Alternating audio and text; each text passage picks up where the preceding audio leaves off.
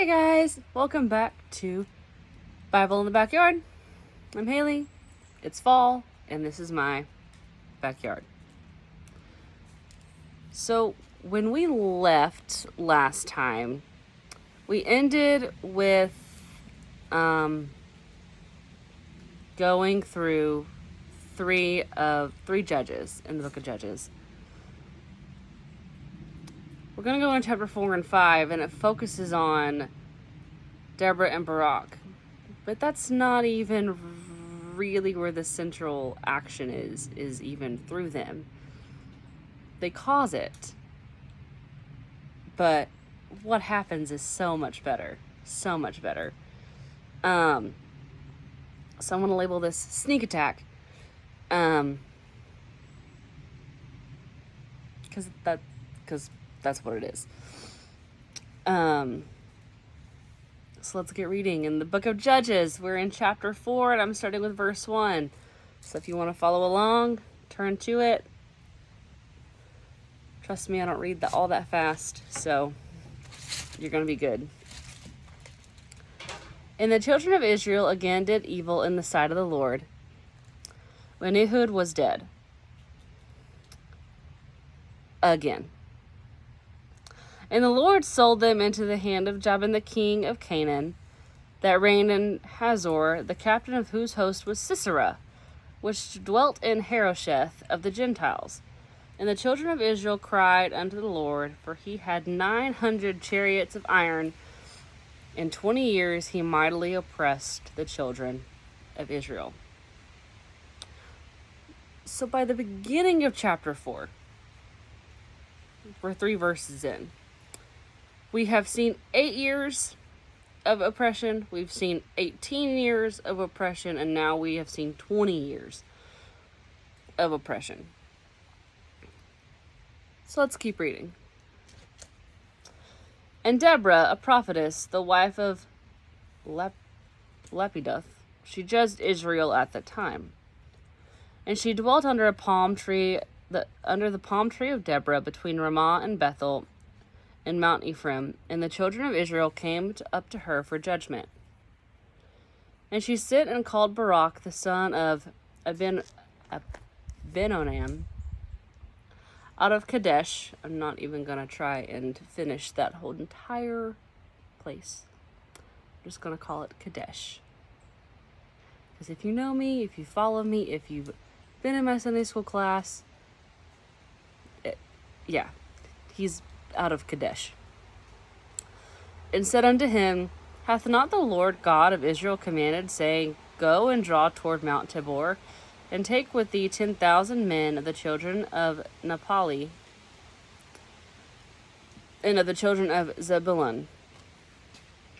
And I will draw unto thee a river Kishon Sisera, the captain of Jabin's army, with his chariots and his multitude, and I will deliver him into thine hand. And Barak said unto her, If thou wilt go with me, then I will go. But if thou wilt not go with me, then I will not go.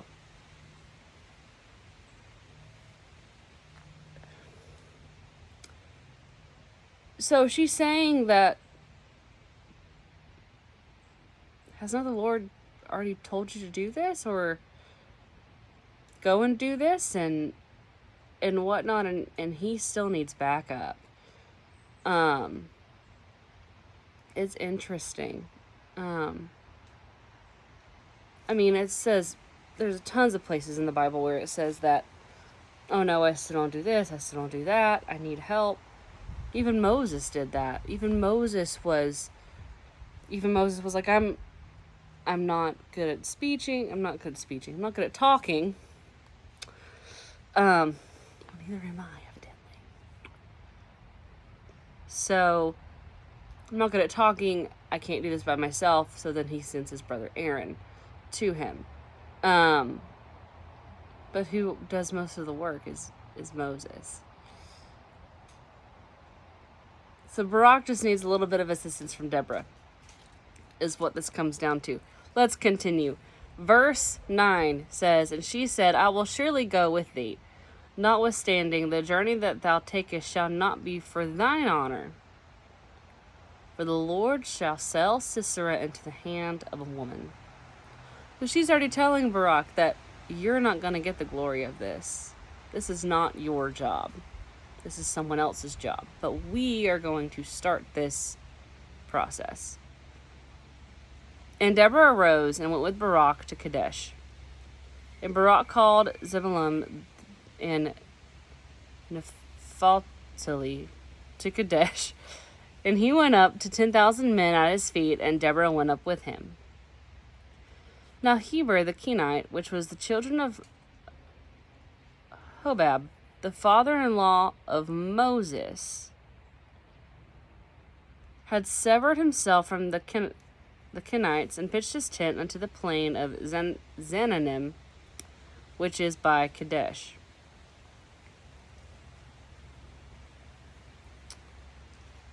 And pitched his tent into the plain of Zananim, which is by Kadesh. In verse 12 it says, And they showed Sisera that Barak the son of Abinadab was gone up to the Mount Tabor. And Sisera gathered together all his chariots, even 900 chariots of iron, and all the people that were with him, from Harosheth of the Gentiles unto the river of Kishon.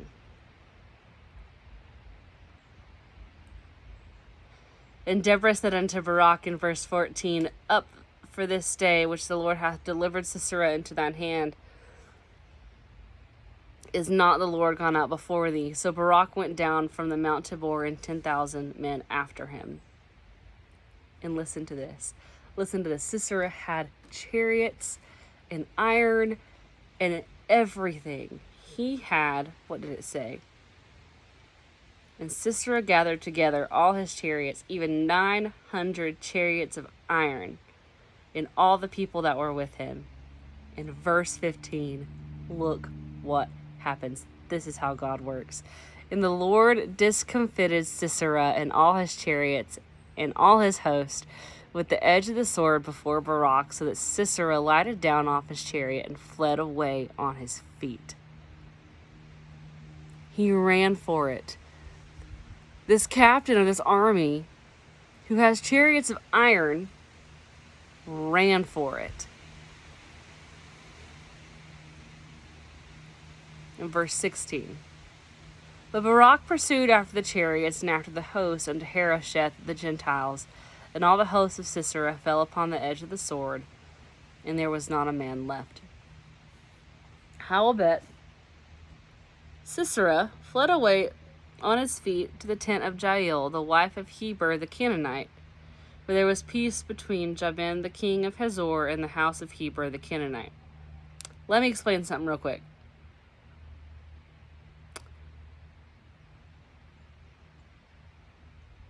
So Moses' father-in-law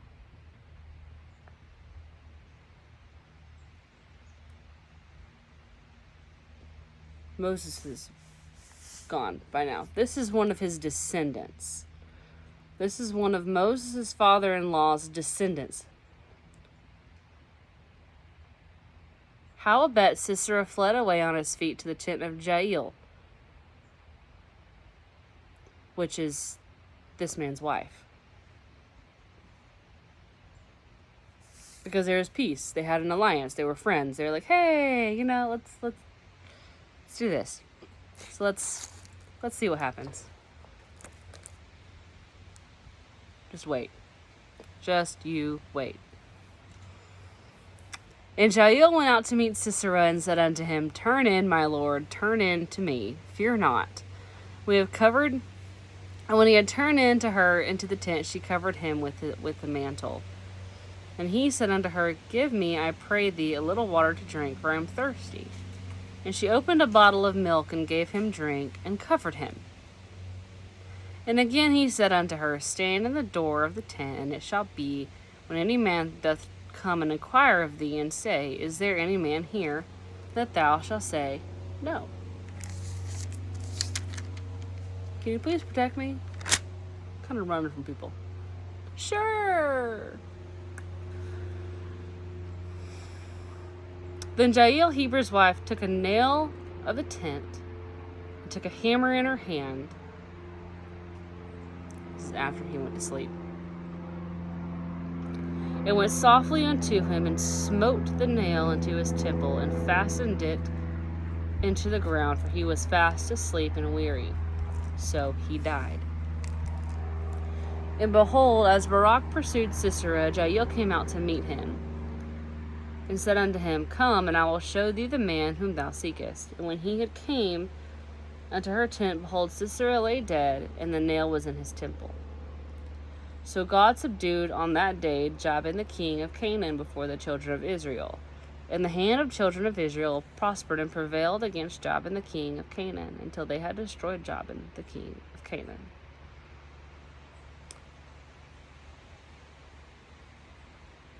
I'm going to go back and read verse 9. I'm going to read a part of it, not the whole thing. The journey that thou takest shall not be for thine honor, for the Lord shall sell Sisera into the hand of a woman. I want to flip back over. I'm going to read verse 21. Then Jael, Heber's wife, took a nail of the tent, and took a hammer in her hand, and went softly unto him, and smote the nail into his temples, and fastened it to the ground, for he was fast asleep and weary. So he died. And behold, verse 22, as Barak pursued Sisera, Jael came out to meet him, and said unto him, Come, I will show thee the man whom thou seekest. And when he came into her tent, behold, Sisera lay dead, and the nail was in his temples. Let's continue with verse 5. It's just a little bit, it's a praise song that Deborah and Barak sing. So let's read it. Then sang Deborah and Barak, the son of Abinoam, on that day, saying, Praise ye the Lord for avenging of Israel, when the people willingly offered themselves. Hear, O ye kings, give ear, O ye princes. Even I, will sing unto the Lord, I will sing praise to the Lord God of Israel. Lord, when thou wentest down out of Seir, when thou marchest out of the field of Edom, the earth trembled, the heavens dropped, and the clouds also dropped water. The mountains melted from before the Lord, even that Sinai from before the Lord God of Israel. In the days of Shamgar, the son of Anath, in the days of Jael, the highways were unoccupied, and the travelers walked through byways. The inhabitants of the villages ceased. They ceased in Israel, until that I, Deborah, arose, a mother in Israel. They chose new gods when there was war in the gates. There was a shield or spear seen among 40,000 in Israel. My heart is toward the governors of Israel that offered themselves willingly among the people. Bless ye the Lord. Speak ye that ride on white asses, ye that sit in judgment, walk by the way, that they are delivered from the noise of the archers in the place of drawing water. There shall they rehearse the righteous acts of the Lord, even the righteous acts towards the inhabitants of his village in Israel. Then shall the people of the Lord go down to the gates. Awake, awake, Deborah, awake, awake, utter a song, arise, Barak, and lead thy captivity captive, thou son of Abinoam. Then he made him that remaineth have dominion over the nobles among the people. The Lord made me have dominion over the mighty. Out of Ephraim there was a root of them against Amalek, for thee, Benjamin, among the people out of Machir, and they came down governors, and out of Zebulun, they that handle the pen of the writer. And the princes of Issachar were with Deborah, and even Issachar, and also Barak. He was sent on foot into the valley. For the divisions of Reuben, there were great thoughts of his heart. Why abodest thou among the sheepfolds to hear the bleatings of the flock? For the divisions of Reuben, there were great searchings of heart. Gilead abode beyond Jordan, and why did Dan remain in his ships? Asher continued on the seashore, and abode in his breaches. Zebulun and Naphtali were a people that jeoparded the lives unto the death of the high places of the field. The kings came and fought, and they fought the kings of Canaan and Tanach by the waters of Megiddo, and they took no gain of money. They fought from the heavens, the stars in their courses fought against Sisera. The river of Kishon swept them away, that ancient river of Kishon. O my soul, that thou hast trodden down strength. Then there were horse hooves broken by the means of the prancing of their mighty ones. Curse ye Meroz, the angel of the Lord, curse ye bitterly in the inhabitants thereof, because they came not to help of the Lord. To the help of the Lord to the help of the Lord against the mighty. Blessed above women shall Jael, the wife of Heber the Kenite, be. Blessed shall she be above women in the tent. He asked water, and she gave him milk. She brought forth butter in a lordly dish. She put her hand to the nail, and her right hand to the workman's hammer. And with a hammer she smote Sisera, and smote off his head. And when she had pierced the stricken through his temple. At her feet he bowed, he fell, he lay down. At her feet he bowed, he fell. Where he bowed, there he fell down dead. The mother of Sisera looked out at the window and cried through the lattice, Why is his chariot taking so long in coming? Why tarry the wheels of his chariot? Her wise ladies answered her. Yea, she returned answer to herself. Have they not sped? Have they not divided the prey to every man a damsel or two? To Sisera a prey of divers colors, of needlework, on both sides. Meat for the necks of them that take the spoil. So let all thine enemies perish, O Lord, but let them that love him be as the sun when he goeth forth his might. And the land had rest for 40 years.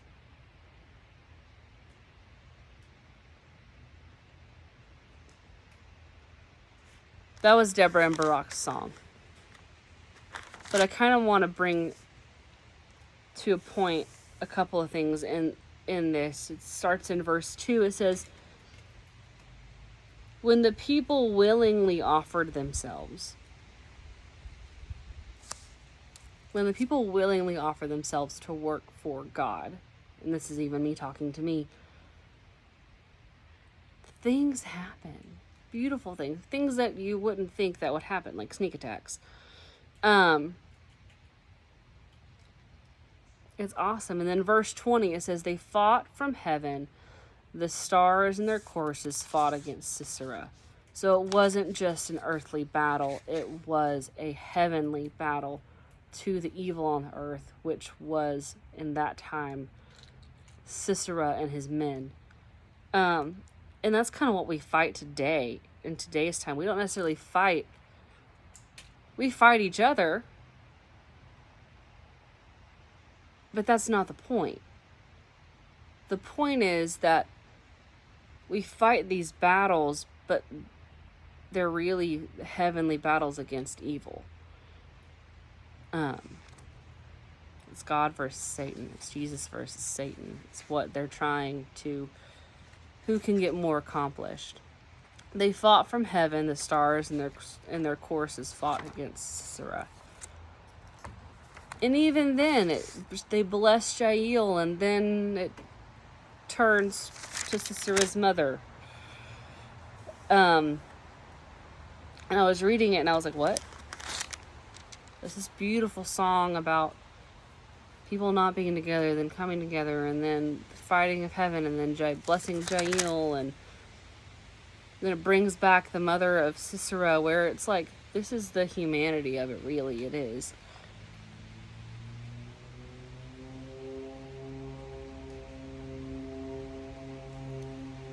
What she's questioning, what she's doing, and this, that, and the other. But it all ends in verse 31. And it says, so let all thine enemies perish, O Lord, but let them that love him be as the sun when he goeth forth in his might. And the land had rest for 40 years. These are interesting. These are two interesting chapters. They are. Take from them what you will. Again, this is my interpretations and my readings and whatnot. But you guys have a blessed Sunday, Monday, Tuesday, whenever you're seeing this. And I'll see you guys next week.